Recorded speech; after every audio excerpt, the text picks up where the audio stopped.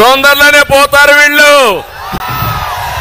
నేను మిమ్మల్ని అందరినీ ఒకటి అడుగుతున్నా, సమాజంలో ఏ ఒక్క వ్యక్తి అయినా ఆనందంగా ఉన్నారా అని మిమ్మల్ని అడుగుతున్నా. 5 సంవత్సరాల్లో మీ జీవితాల్లో మార్పు వచ్చిందా అని మిమ్మల్ని అడుగుతున్నా.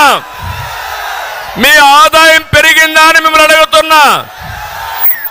అంటే మాయ మాటలు ఎవ్రీడే చెప్తున్నారు ఈ ముఖ్యమంత్రి. నేనేదో పనిచేసా బటన్ నొక్కానని. తమ్ముడు, నాకు కథ జ్ఞాపకం వస్తా ఉంది. ఒక రాజా అనే వ్యక్తి ఎప్పుడు సైకిల్ ఎక్కి తిరిగేవాడు. ఏ కష్టం లేదు, పెట్రోల్ ఖర్చు లేదు, ఎక్కడికి పోవాలన్నా సైకిల్ మీద దూసుకెళ్లిపోయేవాడు. సాఫీగా జరిగింది. ఒక వ్యక్తి వచ్చాడు, అతను అడిగాడు, నువ్వు నాతో రా, నిన్ను బ్రహ్మాండంగా స్పీడ్గా తీసుకుపోతాను, స్వర్గాన్ని చూపిస్తానన్నాడు. Motor bike ఎక్కించుకున్నాడు. కొంత దూరం పోయాడు, పెట్రోల్ అయిపోయింది. పెట్రోల్ కొట్టించమన్నాడు. అతను అనుకున్నాడు, ఎక్కాము, ఏం చేయాలో తెలియదు, పెట్రోల్ కొట్టించాడు. అక్కడి నుంచి ఇంకొంత దూరం పోయాడు, మోటార్ బైక్ చెడిపోయింది, రిపేర్ చేయమన్నాడు. రిపేరు చేశాడు. ఇంకొంత దూరం పోయాడు, చీకటి పడింది. మోటార్ బైక్ నిలబెట్టి ఒళ్ళుపై నుండి అన్ని కూడా దోచుకొని పారిపోయాడు.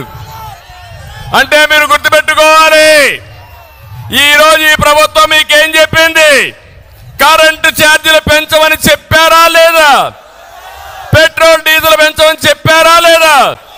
నిత్యావసర వస్తువుల ధరలు పెంచమని చెప్పారా లేదా? అదే జరిగింది. పెట్రోల్ పోయించడం అంటే పన్నులు వేయడం, రిపేర్లు చేయించడం అంటే ఎక్కడికక్కడ ఇష్టానుసారంగా అన్ని విధాలుగా దోచేయడం.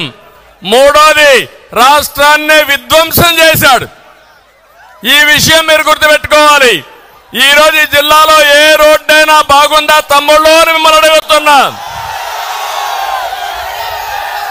ఏ కాలువైనా పూడికి తీశారా అని మిమ్మల్ని అడుగుతున్నా. ఏ డ్రైనేజీలైనా పూడికి తీశారా అని మిమ్మల్ని అడుగుతున్నా. వ్యవస్థల్ని సర్వనాశనం చేశారు. అందుకే అంటున్నా, రజనీకాంత్ డైలాగ్, రాజా అర్థమైందా? ఇప్పటికైనా అర్థం చేసుకున్నారా మీరు అని అడుగుతున్నా. రేపు రాబోయే ఎన్నికల్లో చిత్తుగా ఈ పార్టీని వదిలిపెట్టి భూస్థాపితం చేయడానికి సిద్ధంగా ఉన్నారా తమ్ముళ్ళు అని మిమ్మల్ని అడుగుతున్నా, ఆడబిడ్డలను అడుగుతున్నా.